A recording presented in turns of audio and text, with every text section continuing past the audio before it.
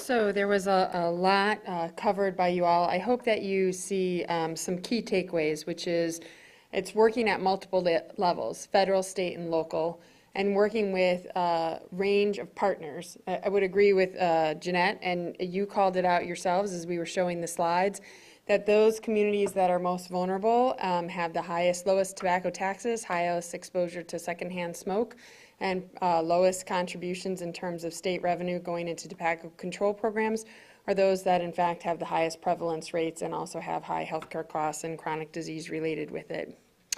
The other thing that I think tobacco control has done really well is link the evidence to action, so that it not only did the research on it, but it actually provided an opportunity to then translate that into policy campaigns, which I think has been fairly unique to tobacco control, that we were able to get the community together to agree because of the evidence on the policies that should be moved forward at the local and state and to some degree federal level. I think that's unique. We're seeing it in childhood obesity more now, and that's been very promising, and that's why we're seeing the prevalence rates fall.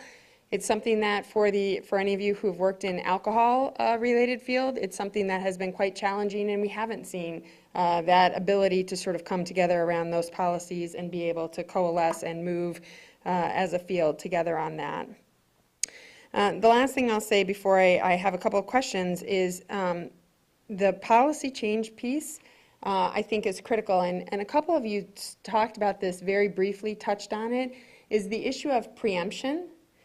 And I want to raise that as we're talking about spread in particular, that preemption of local action is quite specifically designed in order to take the wind out of the sails of building a movement. Whether it's looking at gun control issues, whether it's looking at fire sprinklers in housing, which is not terribly expensive to do, but if you don't get an industry, if you get an industry to move that forward in the state legislature, you will see that movement because people feel like their options for trying innovative solutions to those problems are gone. And so I wanted to call that out because two of you actually mentioned it very briefly, and I think it's something as we're really thinking about spread, to think about who the opposition is, as Cheryl so eloquently pointed out, and to think about the tactics that they'll use to counter sort of a pro-health, pro-population health position or solutions that may be contrary to what they think is in their interest. So with that, I have a question for you all on the panel, and then we'll open it up to the audience in a moment. Is as you think about potential folks to work with, how did you actually push yourself, Sally, in particular you, and actually each of you has a different story to tell on this, move to the schools? I mean, you talked a little bit about it, but I don't think it's a natural partner for us in tobacco control. Cheryl, the other one that I would raise for you is the hotel industry and the work that Legacy did with the hotel industry. So if you could both talk about that and sort of how you engage different non-traditional partners. Well, with the opportunity that we had to go, Is that on? We had to go to work with schools. We know a couple of things. One is that not many people will start smoking after the age of 24. In fact, the majority of smokers start at age 12 to 14. So if we could change the social norm at the school level, we could begin to change the social norm of kids starting to smoke. Kids think that everybody smokes, but when you have 100% tobacco-free schools, then you start getting a little more of a reality base into their thinking. We had a very interesting opportunity when we started this movement where then Governor Hunt, who was a problem solver by summit, decided he wanted the largest gathering of young people to figure out the problem of tobacco use in kids. And he wanted us to bring together 2 kids from every high school in North Carolina. It was a Noah's Ark of high schoolers. And we did it. We pulled it off. We brought together all these kids and had their voices open up with a teen town hall meeting. And they said very eloquently, when we asked them where should we start with this problem of kids picking up this addiction so young and so early. They said, you know, when our teachers smoke, they're teaching us to smoke. And we think we ought to have tobacco-free schools. And the governor picked right up on that, gave the authority at the state level, but asked for it to come from the local level. And that's how we got started. Great. Cheryl, how about you on anyone, but I like the hotel. Well, I think the hotel's a good example. We had many partners, many of them, frankly, were because we were a fairly big grant maker, so they became our partners in our efforts to get things done. But also we partnered with the states, particularly on our public education campaign for cessation. The hotel industry was an example where we felt that we could convince one key hotel chain to walk away from tobacco, and we were able to do that, and I'm embarrassed to say it, I don't believe it was Marriott first. I think they came second. Yes, it was Weston. It was Weston that came first, and then Marriott. As Marriott actually is harder, even though it's Mormon-owned. We would think that would be one of the easier ones. But what we found is once we got one to do it, you know, getting a few more big ones to do it was helpful. I think we'll eventually get there where we're not there yet, but I think we can get there, and I don't think this is a legacy issue right now, but I think someone else can move it along because it's very costly to businesses to have smoking in their property. The cleaning costs are enormous. And just the aggravation cost of people who check in and then complain that someone smoked in a non-smoking part of the hotel. So that's one example. And I think the other example is, you know, we partnered with willing governmental entities at all levels because the Legacy Foundation majority voting board members were elected public officials. And so one thing that we had a lot of entree to were other government officials. And so we tried to move things along you know, with that approach as well. And I think to me the area we had the biggest impact and also the biggest pushback was we very much jumped on the smoking in the movies issue. And we got the attorneys general who were, you know, oblivious to that issue because no one had really brought it to them. We got them very much behind it and then very, very annoyed at the inaction. And I think they remain very annoyed at the inaction, so. So now I'm going to ask you to come up to the mic with your questions, and I'm going to throw out another question while we're waiting, which is, what do you think that the accelerators are to sort of get the local governments more involved in this issue, Brian, and also for Jeannette, how do we engage the young people in it? And then I'll turn it to the folks at the mics.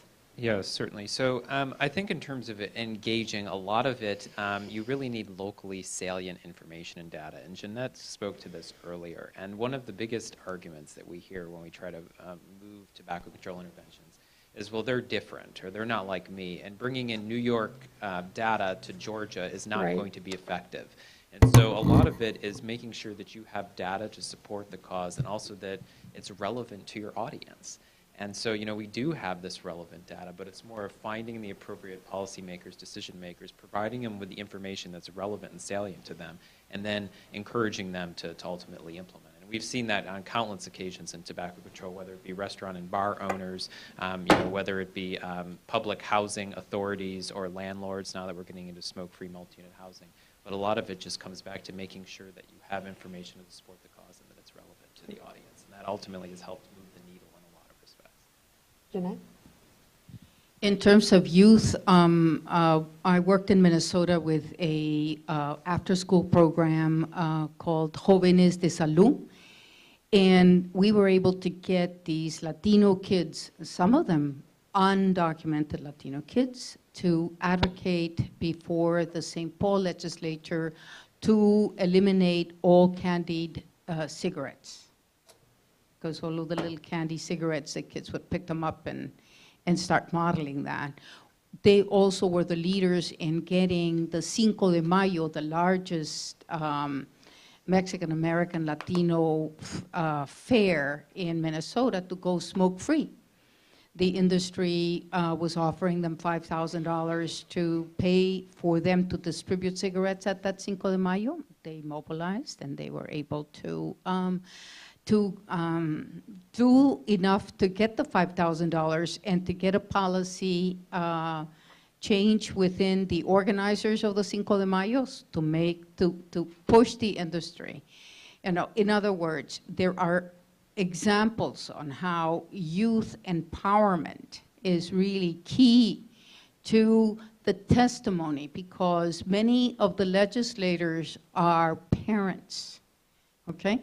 And having a kid before them say, do you want your kid also to be a smoker? It just changes. It's a human face issue. And in the long run, we have found that many of the advocates that are now in our communities started as youth advocates. Right. And so you're creating that leadership that's going to be sustained for life, not just for tobacco, but for public health and for what I call democratic engagement. Well, and I think that's a key point of sort of, as we're talking about healthy communities and how we spread not just tobacco, obesity endeavors, healthy housing endeavors, environmental issues, that's part of what it is, right? It's the civic engagement that we need to see in communities and giving them a sense of what's a priority for them and that there is assistance to make it real for them. I'm going to go to Paula and then say who you are and where you're from and ask your question. And we have about 15 minutes for Q&A, and there's no break. Oh, sorry. How'd you like how I slid that in there? Hi, I'm Paula Lance from George Washington University, and I want to thank you for a great panel. And I think tobacco control is really a great example of spreading and scaling evidence-based policies and programs. There's many great examples there. However, I think we also need to acknowledge that tobacco control also has had the experience of having many ineffective policies and programs scale and spread. And I mean, there's a lot we could think about. I'm going to pick on DARE. It's sort of my favorite thing when I'm talking to students about. But DARE spread so quickly, not even in the United States, but also internationally. At one point, 75% of schools in the United States had a DARE program. Many still do, even in the face of not only in sort of a impotent, intervention that did nothing, in the face of evidence where it actually had counterproductive effects. So I don't know if any of you have any musings on why sometimes things spread that aren't effective with great speed and skill somehow in the face of no evidence, and also if you had experiences in trying to push back things from spreading and scaling that aren't going to work, but there seems to be some interest and excitement about them, even again in the face of no evidence. In terms of tobacco, I want to say that in Puerto Rico, we saw the tobacco industry wanting to fund their program. It's called Choices. What is it called? It's a special curriculum for schools, okay? Healthy choices or tobacco-free choices, I think that's. And so we were able to mobilize all of the teachers in Puerto Rico to say, no, we're not going to take that money. But we had the infrastructure to fight it, and we were able to get the Tobacco Control Network, which is the network of all of the tobacco control managers at the state level, to also write a letter to SAMHSA. We did too, saying, that program that was ineffective, funded by the tobacco industry, was in the SAMHSA website. So in other words, it sneaks in there like this, So the thing is, it looks good. And that's what we have to be thinking about in terms of the obesity epidemic as well. But it surfaces. It's funded by the industry. And yeah, I just want to reiterate what Jeannette said. And I think the tobacco industry is a prime example of interventions that don't work, but they have the money and the wherewithal and the political clout to move them. So a prime example domestically is the We Card program, which you've probably seen in convenience stores. That's a tobacco industry initiated effort, but it's what you see plastered over every convenience store, in the country. And so a lot of times it's a matter of certain interventions which are not effective are just being, rapidly, disseminated because there's more dollars or the entity that's behind it. And in most cases, it's the tobacco industry domestically. Last word, did you have another question? No? No, I guess I understand all that, and I appreciate it. I agree with you, but I also think there are things that haven't been funded by the tobacco industry that have spread. I spent years working in a state health department as a cancer epidemiologist, and I know we did a lot of things that weren't effective just because we thought they were the right. I mean, because there was buzz around them. Even aside from the evilness of the industry, I think there are lots of lessons we can learn about things spreading and scaling without the right evidence. Yeah, and I agree completely. And I think also that you have to give leeway to building the evidence base. And so a lot of times when you're building an evidence base, you're going to make mistakes. And so that's happened a great deal. But fortunately now we do have resources like, the 2012 Surgeon General's report was very clear about school-based interventions and outright didn't say that they were all that effective. But people still continue to implement them alone when the Surgeon General's report was very clear that they have to be in combination with other efforts. So a lot of times the evidence is there, but, people aren't adhering to it. I'm going to come over here. I know. Well, I'm going to flip-flop. Thank you, though. Thanks, Rick. Terry Allen from the Cuyahoga County Health Department in Cleveland and from National Association of County and City Health Officials. Thank you for your presentation. Brian, you can send all your egg-based Christmas cookie questions to local health departments. We'll take care of those for you.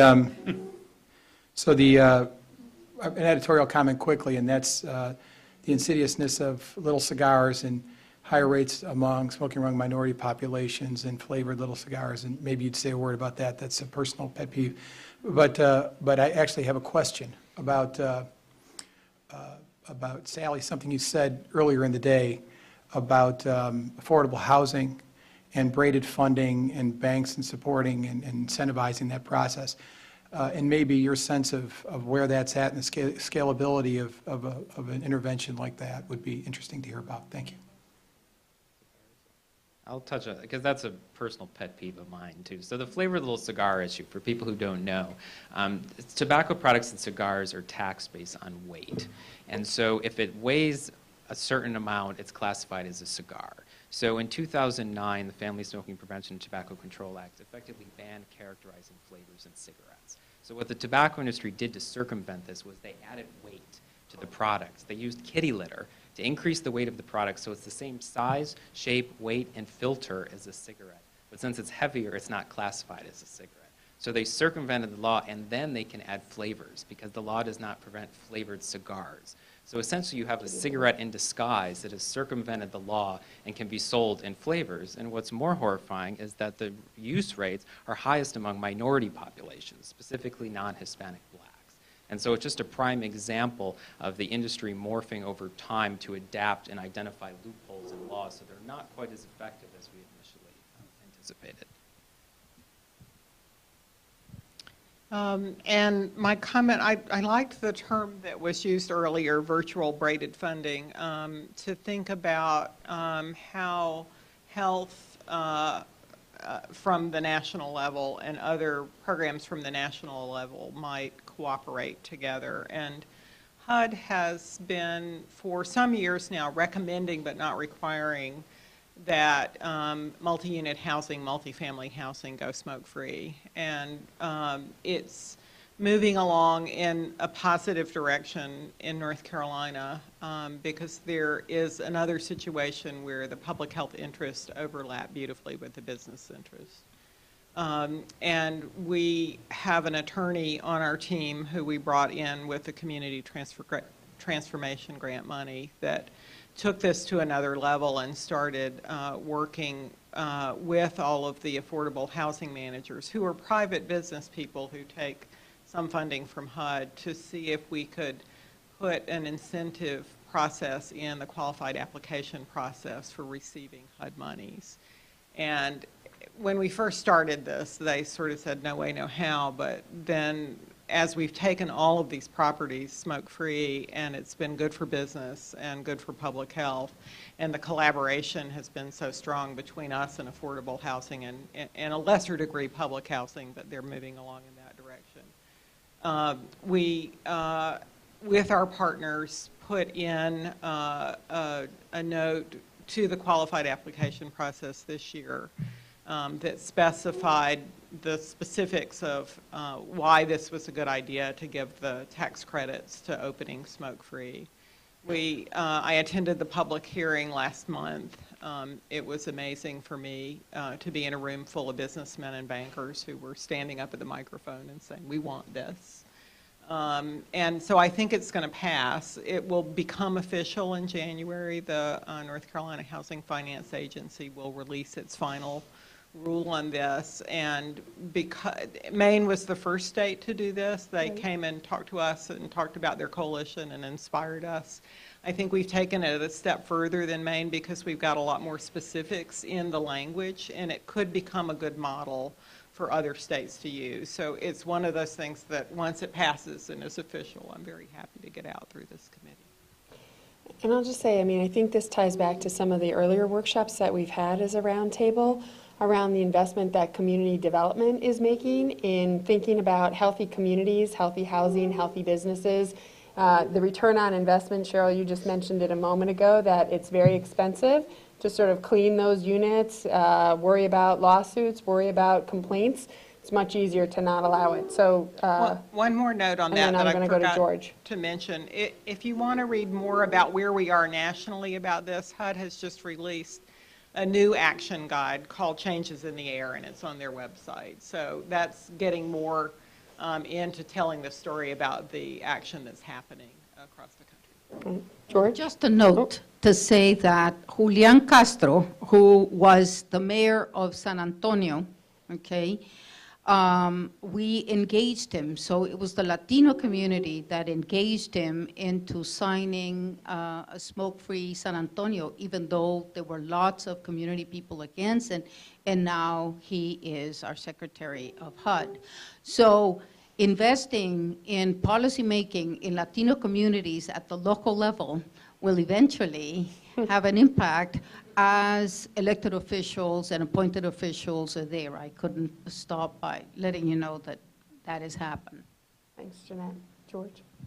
Yeah, George Isham, Health Partners, Minnesota, and co-chair of the Roundtable. What a terrific, terrific panel.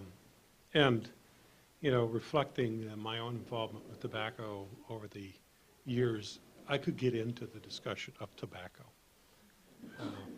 But you're here to give us lessons about the larger topic of spread and scale, both positive and negative, about creating a larger climate of health, including tobacco control. So given that, I hear the necessity for granular metrics at the community level, which is an issue of not which metric is the best to use, but the system of complete information at a granular enough level for engagement, which I think is an important takeaway.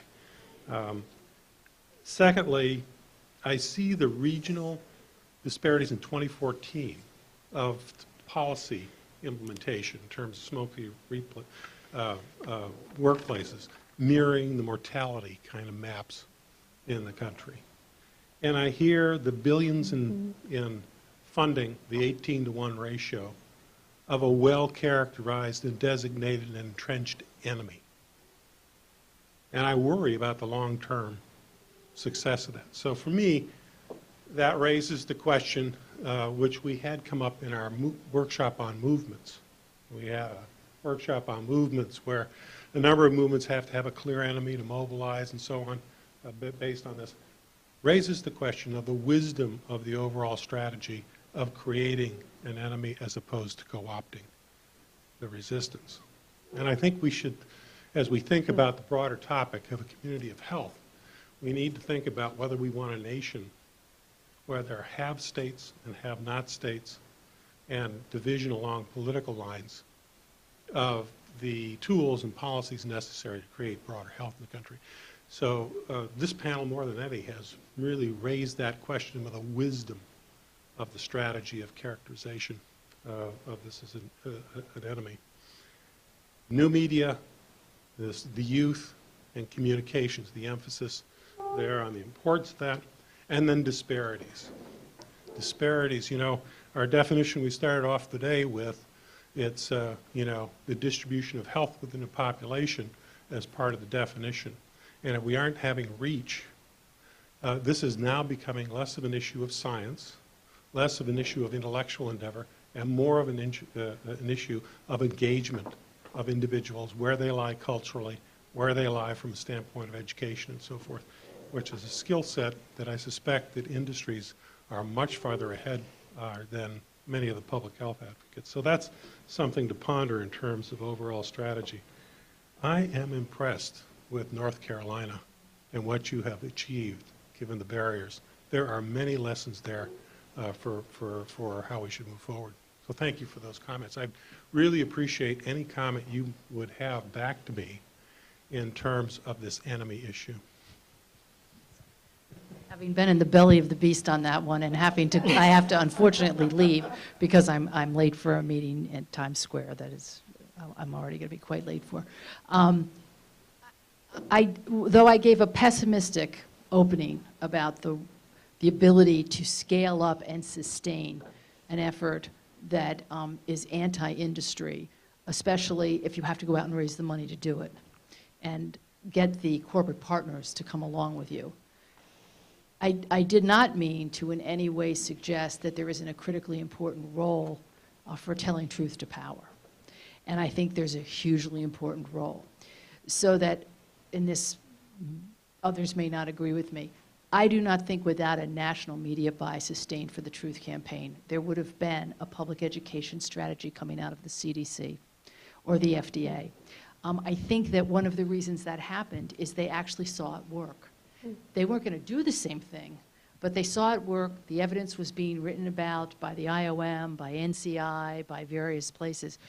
And then the other side of it is I do think that you have to give the industry a wake-up call. You have to draw the line in the sand somewhere. I think we're exactly at that place with the gun industry right now and the food industry.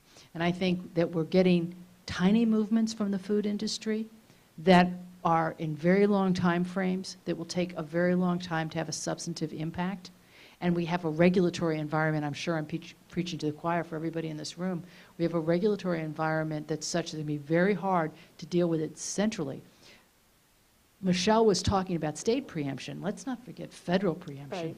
This whole swath of areas where you can't do anything about it in the state because it's been preempted on the federal level, which is where the greatest amount of corporate dollars are spent to get the policies that they need centrally, and then less so at the state and less so at the city. So I do think you need your, call it lunatic fringe, trendsetters, draw the line in the sanders, which I don't think precludes all those other efforts that you're describing because they're critical too. Thanks. Sani, and then we'll come over to you for the last question, and we're going to wrap it up. So first, as a native North Carolinian, I want to give a shout out to Sally for all you've done to make North Carolina a healthier place, which maybe someday I'll be coming back to. So thank you. So my comment kind of follows George's in a way. I worked with Mark Manley, who was at NCI, and then came to Minnesota to head up Blue Cross's Center for Prevention.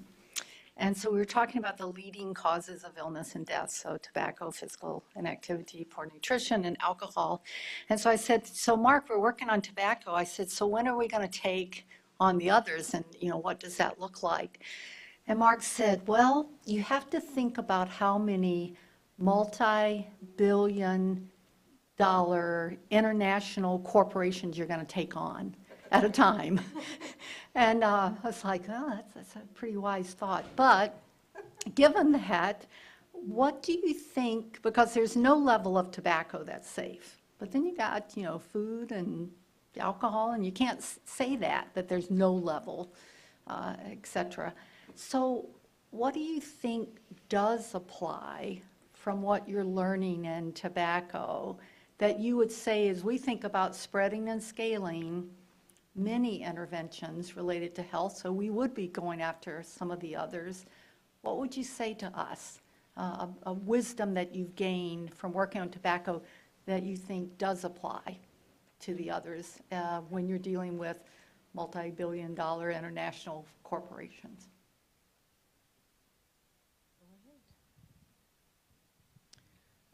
I'll start from the community level, and these are mostly my observations from working with my colleagues, but thanks for the shout out about Dr. Manley, who was our leader with Project Assist. And in some ways, what I've told my colleagues working on obesity issues is that I wish that they had a Project Assist. It was a brave commitment of resource dollars at a time for tobacco control that was really needed. And I think in some ways, what we've all been saying is that you shouldn't be investing in things that you don't know work without serious evaluation resources attached. And that's what Commit and Assist did for tobacco control. And many other funders continue to do that. We're continuing to advance the evidence. I think there are some lessons that I'm seeing in community levels. Remember the innovative hospital administrator who first pointed out that hospitals should go tobacco-free.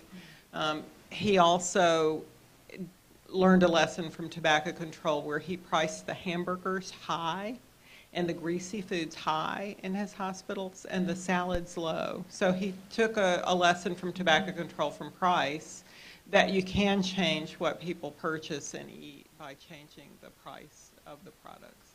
We're also looking at food deserts and places where healthy food is less accessible.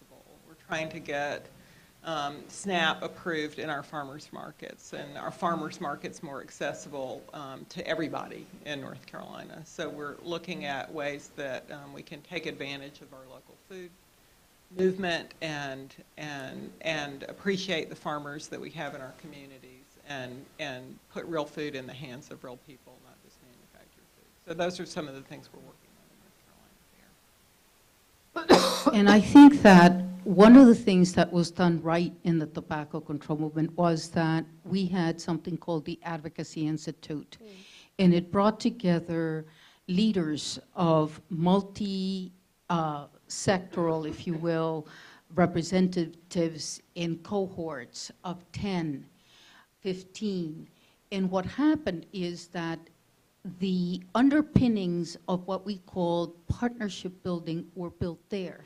So in order to scale up, you need these cohorts that represent national leadership, because then you can learn what's happening in California, because some of our cohorts were from California, or in Texas could learn from what was happening in Minnesota, as well as from minority communities. So that it needs to be not only thought of as a scalable leadership process, but as an investment for partnership for the future. And I would say, Sandy, one of the lessons that I think we're learning across not just tobacco control, but childhood obesity, housing, is that return on investment and doing the work that's necessary there and finding those stories of success to hold up, where you have the innovative hospital executive or you have the restaurateur who wants to sort of say, I'm okay with this and I'm going to serve healthy foods, I'm going to have a smoke-free environment, or you have the folks who are willing to invest in new types of development practices and really holding them up and doing the work to sort of capture the return that they're getting, the benefit to their bottom line, the benefit to the goal that they're seeking to achieve, and also the benefit to community health. And to the population's health. And I think that's something that is a transferable lesson around spread that allows us to then pull in even more partners, as we talked about in our lesson, our exercise earlier, is how do you co-create so that people really feel like they have an accountability and an ownership of it. All right, last question to you, Martha, and then we're going to wrap it up because I know Debbie wants to get to the next speaker. Okay, I think this is short. This is Martha Gold from City College and member of the Roundtable. We have heard in the Roundtable in previous meetings about resources, funding, and obviously we're well aware that the tobacco funding to counter tobacco use is lower than it needs to be. We've heard a lot about social impact bonds, and I wondered whether in tobacco, where there's so much evidence of effectiveness of programs, whether there has been work with people who are interested in social impact bonds, maybe in accountable care communities. Has there been any kind of work in that area that any of you are familiar with? No, not that I'm aware of. So, no, not specifically for tobacco control, but there is more work being done around asthma.